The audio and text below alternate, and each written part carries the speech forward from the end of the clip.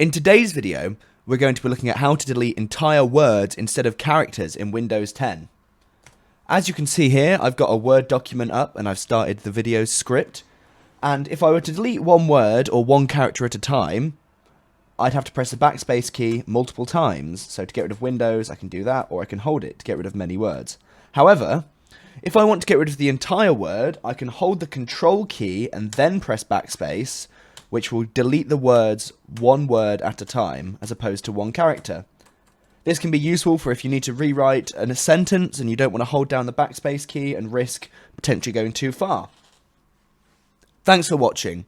Visit Kazzicom.com for more information on IT support, cloud solutions, Office 365 and many more services.